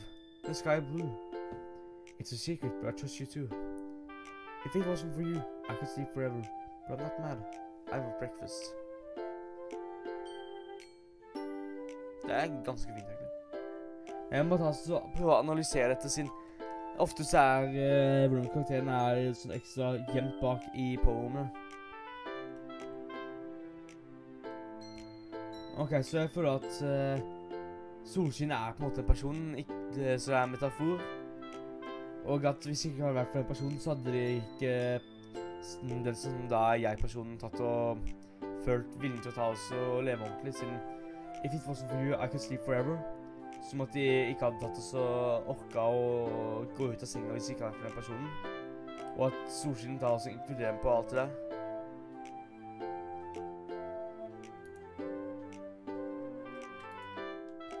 Do you wait until this morning to write this? Busted. No, just a little bit. You can't just write. You can't just answer just a little bit. Trying to yes or no question. I forgot to do it last night. Well, at least that makes me feel a little better about myself. Don't be mean. I still tried my best. Ah, yeah. I didn't mean to say it was a bad poem. It came out nice, or how should I put it? It sounds just like you. Really? Yeah. Especially that last line. I made eggs and toast. Even though you were late to school? It's bad to skip breakfast. I get all cranky. Well, I guess there's no point in arguing. Anyway, thanks for showing me. This was so much fun. Monica's the best. Yeah. But next time, I won't forget. And I'm going to write the best poem ever. Well, I look forward to it. Okay, da blir neste Monica. Hi, Bear. Having a good time so far? Yeah. Good, glad to hear it. By the way, since you're new and everything. Ok, vent, må ha oppe filen igjen. Det går vekk hele tiden. If you ever have any suggestions for the club, like new activities or things we can do better, I'm always listening. Save. Yay. Don't be afraid to bring things up, okay? Alright, I'll keep that in mind. Of course, I'll be afraid to bring things up. I'm much better off just going with the flow until I'm more settled in. Anyway, want to share a poem with me? It's kind of embarrassing, but I guess I have to. Don't worry, Bear. We're a little embarrassed, you know. But that's a barrier that we'll all learn to get past soon. Yeah, that's true. I hand Monica my poem. I like this one. It makes me think about something Sayori would like. Is that so? You and Sayori are really good friends, like, right? I wouldn't be surprised if you had all those sorts of things in common. Well, we may be good friends, but Sayori and I are actually really different. Well, that may be the case. But maybe the two of you really care about each other's well-being. It ends up being more similar than you think. So I think that's the kind of vibe I guess when I read your poem. You sure you're not reading into it too much? Could be. Oh gosh, that sounds just like Yuri. Jeg har sett meg til klart i tilfelle det blir skummelt. But in any case, Sayori's writing has kind of a gentle feel to it. I can tell that she likes exploring with emotions like happiness and sadness. Who knew someone that so happy would enjoy sad things too? Yeah, that's totally unexpected. Well, to each their own. And you shouldn't be afraid to experiment a little either. I'm sure I'll end up trying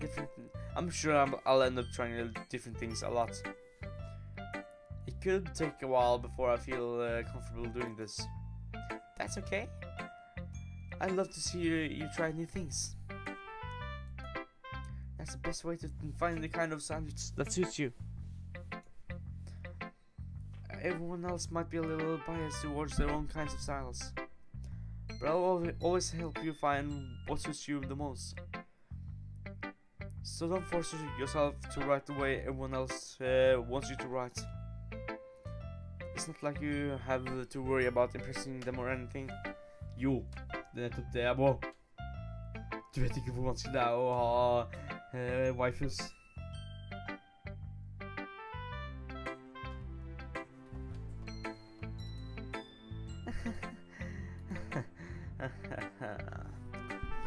Anyway, do you want to read my poem now? Don't worry, I'm not really good.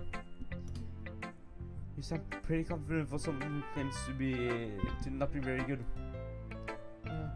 That's because I have to sound confident. That doesn't mean I always feel that way, you know. I see. Well, let's read it then. Okay. Hole in wall. It couldn't have been me.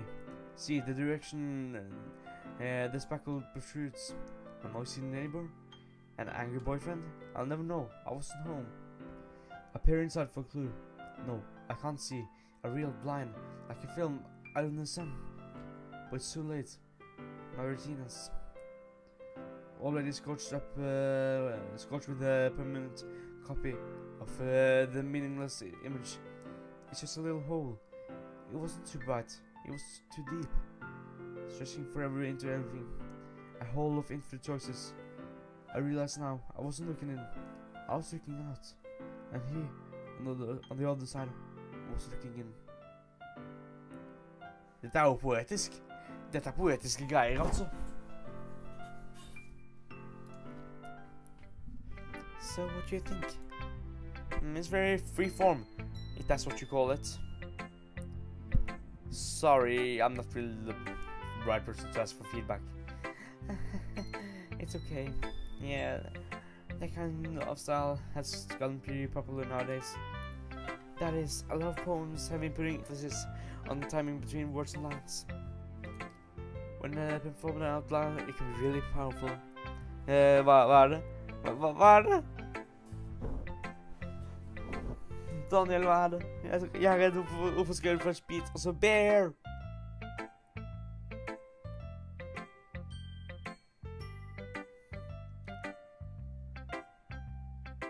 Ja, det var litt annerledes som jeg kan ta, så... Ok, nå skal jeg ta så spille av... Ok, la oss ta så gjøre sånn. Og så går jeg tilbake til den på livestreamen. Jeg husker ikke helt hvordan det var, men jeg husker det som sikkert så var det ta og... La oss se...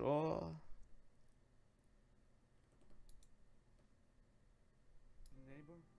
An angry boyfriend? I'll never know. I wasn't home. A peer inside for clue. No, I can't see. Ja, det er sant. Like a film out in the sun. Det tenkte jeg ikke på, faktisk. But it's too late. My retinas already scorched with a permanent copy of the meaningless image. It's just a little hole. It wasn't too bright. It was too deep. Det er bare piano da. Du, det er freaky. Det er freaky.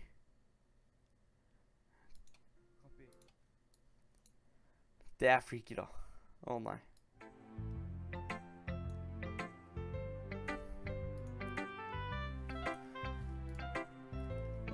What was the inspiration for this one?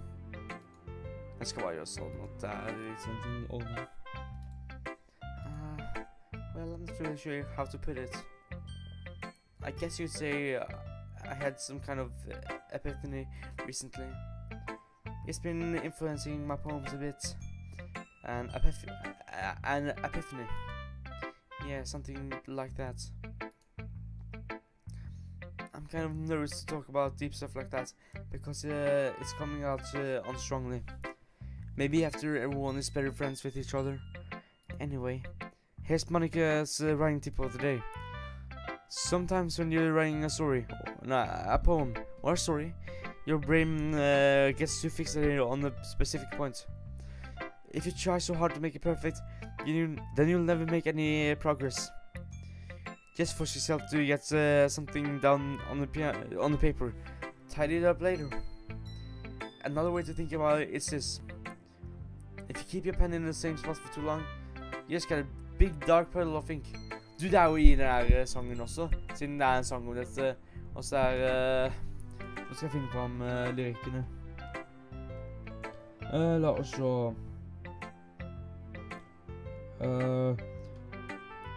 The ink flows down into the dark puddle. Just move your hand right away into his heart. Den sangen der tar references ganske mye egentlig til det den sier og sånne ting. Oh! Just move your hand, mener jeg. Oh, wee! That's my advice for today. Thanks for listening. Okay. Natsuki. Dot. Well, it's about what I expected from someone like you. That's a little blunt. Well, excuse me. Well, excuse me. It's not like I said it was bad. It just didn't evoke any emotions. So basically, it's not cute enough for your tastes. Do you want to get smacked? Nei, ikke noe jury. Hva er det de sier? La det beste være til sist. I'll pass. Well, anyways, I guess I need to show you mine.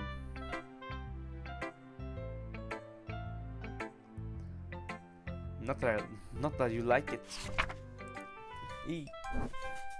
Eagles can fly, monkeys can climb, crickets can leap, horses can race, owls can seek, cheetahs can run, eagles can fly, people can try, but that's about it. Yeah, that's søtt egentlig, det er søtt. Liksom, det er ikke supervanskelig å skrive, men det er fortsatt på en måte søtt. Yeah, I told you you weren't going to like it. I like it. Why? Just be honest. I am. Why are you so confused that I wouldn't like it? Well, because everyone in high school thinks that writing has to be all sophisticated and stuff. So people don't even take my writing seriously. But isn't the point of poems for people to express themselves? Your writing style wouldn't make your message any less valid. Yes, exactly. I like when it's easy to read, but it hits you hard. Like in this poem. Seeing everyone around you do great things can be really disheartening. So I decided to write a poem about it. Yeah, I understand. But the other nice thing about simple writing is that it puts more weight into the wordplay. Like I set up for a rhyme at the end, but then I made it fall flat on purpose. It makes people, it helps bring out the feeling on last line. So you did. I guess more went into it than I realized. That's what it means to be a pro. I'm glad you learned something. Didn't expect that from the youngest one here, did you? Yeah, I guess not. I decided to humor her with that last comment. I don't really care about how old everyone is, but if Natsuki is feeling proud, then I won't take that away from her. Og nå, det beste til slutt.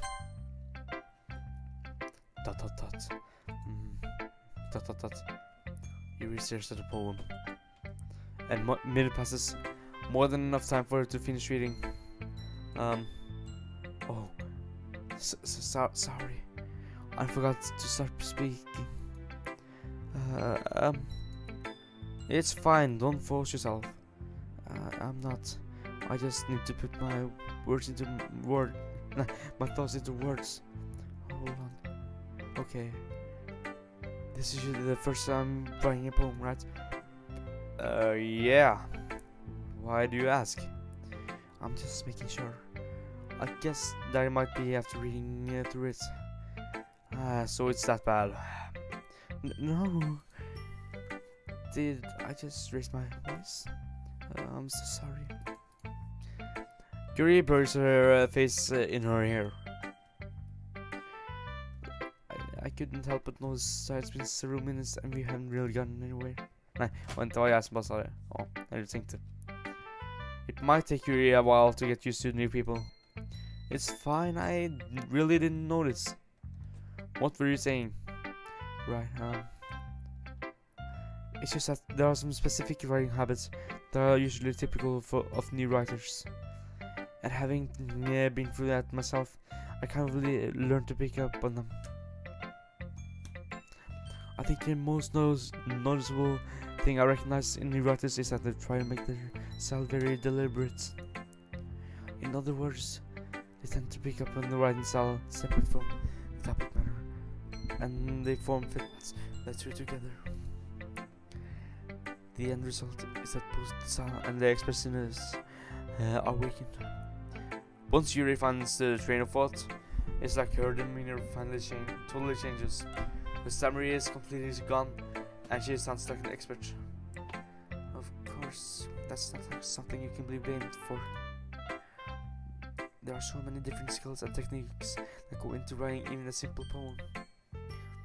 Not just finding them and building them, but getting them to work together is probably the most challenging part. It might take you some time, but it all comes with practice and learning by example and trying new things. I also hope that everyone else in the club gives you valuable feedback. Natsuki can be a little biased though. Biased? How?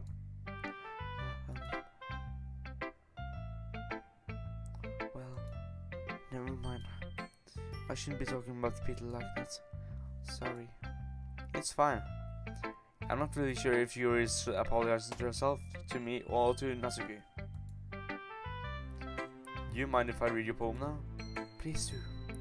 I'd love to share my thought process behind it. Yuri smiles dreamily, as if that's a rare opportunity for her. Which itself is kind of funny. After all, isn't this supposed to be a literature club? Ghost under the light. The tendrils of my hair illuminate beneath the amber glow. Bathing. It must be this one. The last remaining streetlight to have withstood the test of time. The last yet to be replaced by the sickening blue-green hue of the future. I bathe. Calm, breathing air of the present but living in the past. The light flickers. I flicker back.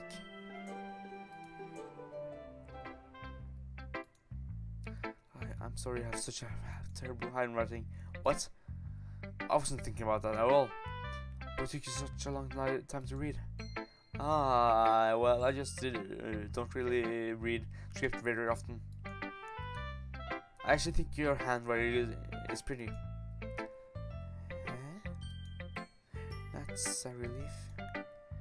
Also, I like the poem. Even though it's short, it was really descriptive. It wasn't too short. I usually write for longer poems. Not at all. I'm really glad you like it.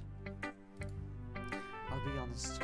Jeg tenker at det faktisk, for det, hvis noen lurer, så tenker jeg at jeg slutter den skiven når den er så cirka 2 timer lang. Ja. Skal bare ta så alle ting. Sånn, sånn, og sånn.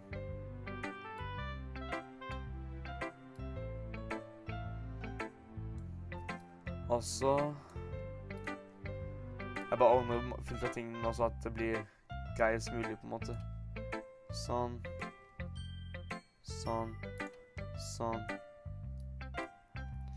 Sånn, ja. Så nå kan jeg ta og se alle programmer og ting og alt det der. I'll be honest. Oops. Since this is our first time sharing, I wanted to write something a little more mild. On the 2-hour mark. Siden det er en series på som at det var side om. Something easy to digest, I suppose. Are you into ghost jewelry? Actually, this story isn't about the ghost at all, Bear. Really? I must have totally missed the point. Well, I suppose you only did glance over it after all. But remember that poets often express their own thoughts, feelings and experiences in their work. They usually do more than just to tell a simple story or paint a picture. In this case, perhaps the subject of the poem is only being symbolically compared to a ghost, lingering in the vast remaining place of comfort, unable to let go of the past, soon to be left with nothing. That's a lot more solemn putting it that way. I hadn't even thought of that. That's impressive. It's nothing really. Well, it makes me happy that you think that. Just remember that it won't be long before you pick up on these things too. Yeah, maybe you're right. I guess I'll have to keep on trying. I'm counting on you. Phew. I guess that's everyone. I glance around in the... This is a literature club app. Altså, jeg har nå skivet meg i snart 2 timer, og jeg kommer til å slutte forresten på 2 timer for dere som ikke vet det. Og dette spillet er veldig bra så langt, synes jeg i hvert fall. Jeg liker det veldig godt, og vi har ikke kommet inn i det skumle enda, så det blir nok neste stream, så kanskje ender opp med å bli i morgen. Jeg tenker det. De fleste av disse streamene kommer forresten til å ende opp på i helger. Kan være at det blir neste helg, jeg er bare usikker på om jeg skal være med PC-en min da, eller om jeg skal være hos faren min. Ja, det får jeg finne ut av. I guess that's what I ended up getting myself into. Across the room, Sayori and Monica are just happily chatting. My eyes land on Yuri and Natsuki. They gingerly exchange sheets of paper, sharing their respective poems. As I read in tandem, I watch each of their expressions change. Natsuki's eyebrows furrow in frustration. Meanwhile, Yuri smiles sadly.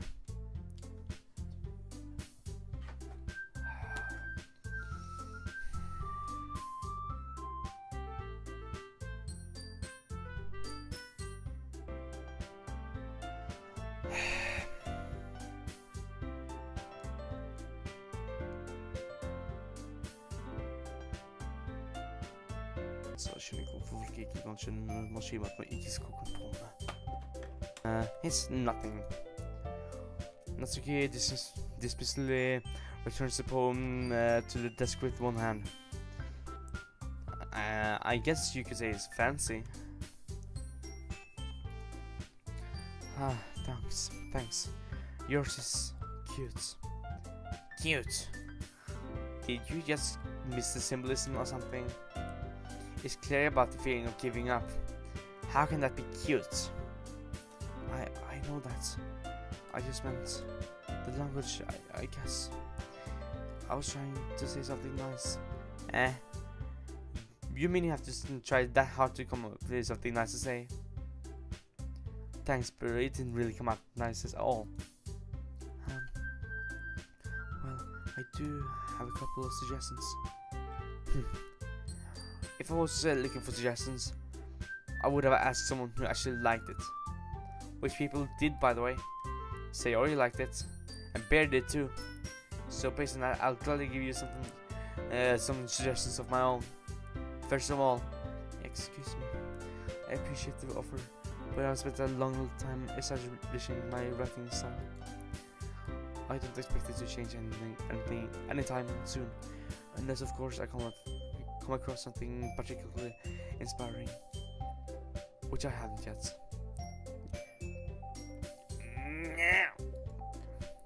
Bear liked my poem too, you know. He even told me he was impressed by it. Natsuki suddenly stands up. Oh? I didn't realize you were so invested in trying to impress a new member, Yuri. That's not what I... You're just... Yuri stands up as well. Maybe you're just jealous that Bear appreciates my advice more than he appreciates yours. Huh. And how do you know he didn't appreciate my advice more? Are you that full of yourself? No. If I was full of myself, I would deliberately go out of my way to make everything I do overly courtesy. Altså, nå begynner ting å skje her. Ja. Is everyone okay? Well, you know what? I wasn't one who's magically grew a size bigger as soon as Bear started showing up. Natsuki.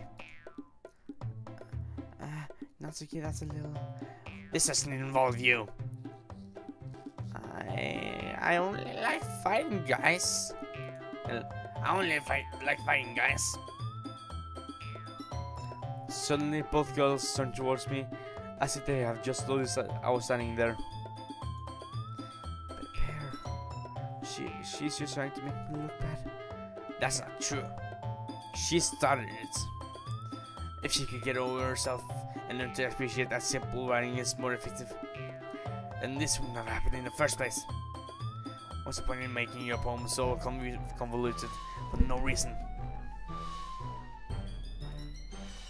The meaning should jump out of the reader, not force them to figure it out. Anyway, now we can find some.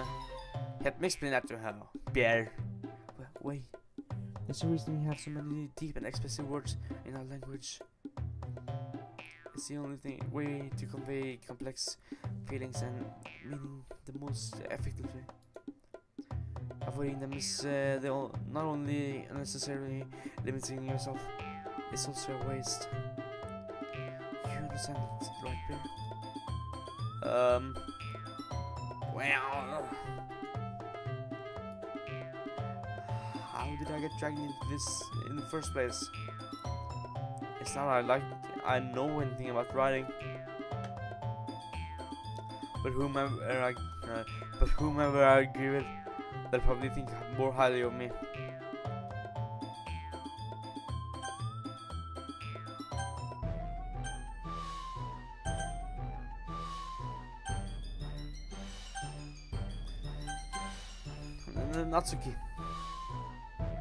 Natsuki glares at me, drying up any words I had in my mouth. So instead I turned to Yuri. Yuri? But Yuri's expression is so defenseless that I can't bring myself into say anything to her.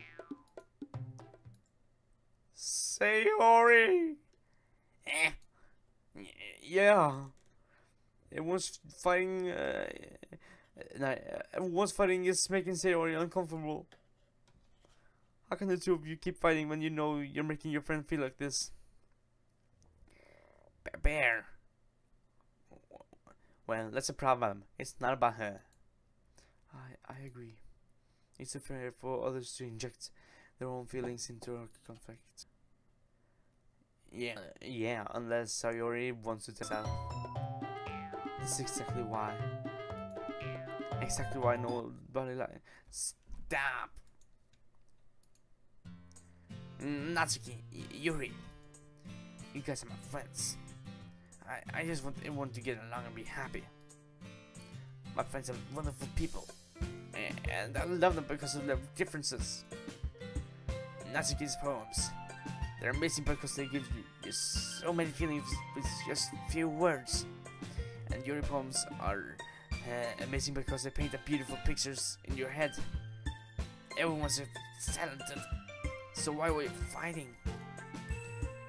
Because...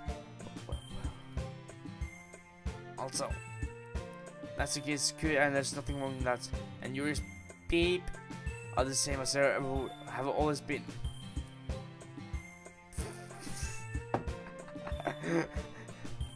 Oh my. Woohoo! Monica stands behind her with a bewildered expression. Just mixing tea. Yuri rushes off. Natsuki sits down with a blank expression on her face, staring at nothing. So this is why Sayori is vice president. I whisper to Monica. She nods in return. To be honest, I might come up as a good leader and I can organize things, but I'm not very good with people. I couldn't even bring myself to Gjett. As president, it's kind of embarrassing for me.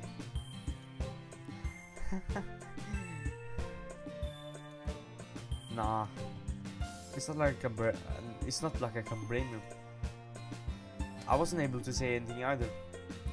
Well, I guess that just means Sayori is amazing in her own way. You could say that. She might be an error, but sometimes it's really suspicious that she knows exactly what she's doing.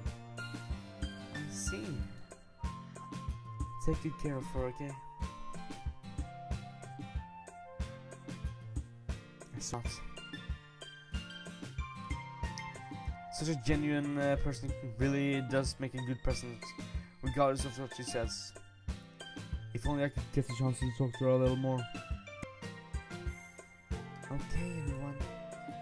It's just about time for us to leave. How do you all think about sharing pools? It was a lot of fun. I would say it was worth it. It was alright, well, mostly. Bear, how about you? Yeah, I'll say the same. It was a neat thing to talk about it with everyone. Awesome. In that case, we'll do the same thing tomorrow. And maybe you learn something from your friends too. So your poems will turn out even better. I think to myself. I did learn more about the kinds of poems everyone likes. With any luck, that means I can at least try to do a better job impressing those I want to impress. I noticed myself with newfound determination. Bear! Ready to walk home? Sure, let's go. Sayori beams at me. It truly has been a while since Sayori and I have spent so much time together. I can't say I'm not enjoying it either. Sayori, about what happened earlier. Ooh, that's the channel. About it. What do you mean?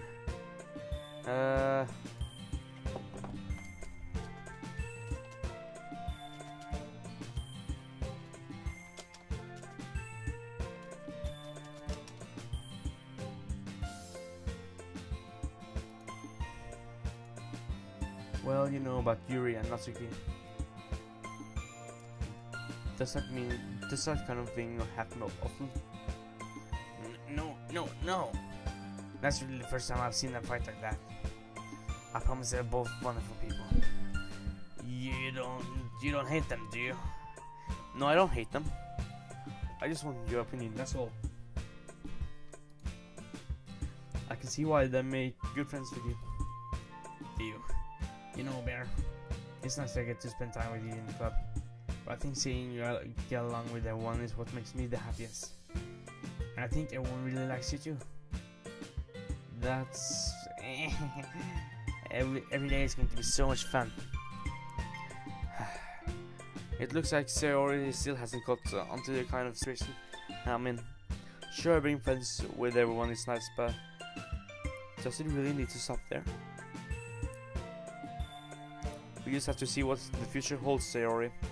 I pat Sayori on the shoulder.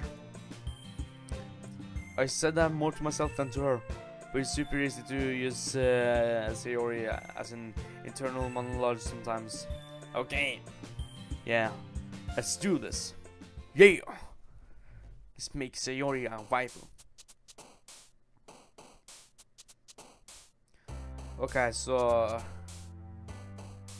tror at det er Sayori, ja da.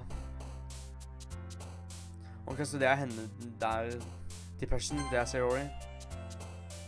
Anxiety, det er henne. Happiness, ja. Suicide, det er henne. Mystery, det er nok henne. Smile, ja da.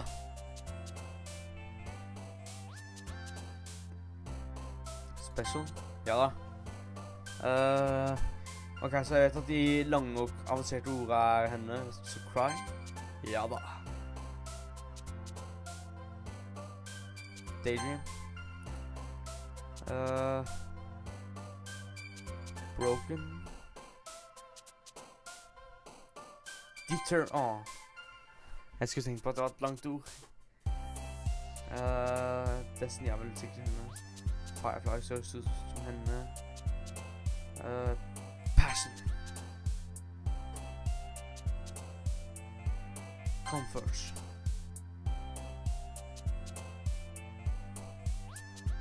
Family. Adventure.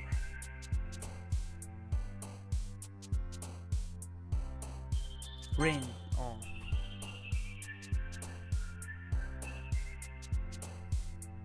Sparkle. Rain cloud.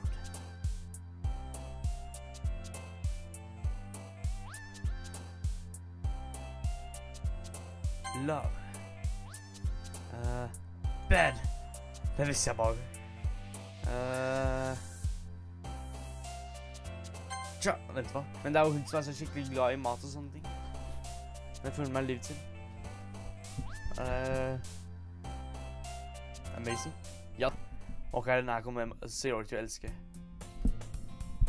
Ok, la oss ende dagens stream på det. Blir nok en stream i morgen også. La meg ta så save.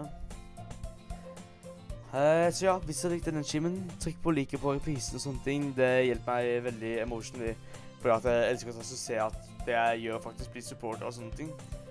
Trykk på abonner hvis det for eksempel er en av de som er fra kattekrip-streamen, eller fra kattekrip-raidet. Jeg er fortsatt veldig overrasket over at det skjedde i det hele tatt. En gigantisk YouTube som kommer og ser på meg. Ja, jeg kommer nok til å lage en video på det der senere, siden det er alt for fantastisk for meg til å tro at det faktisk skjer. Men ja, det er bare en ting å gjøre igjen. Bjørnearmeen ut, og ha det.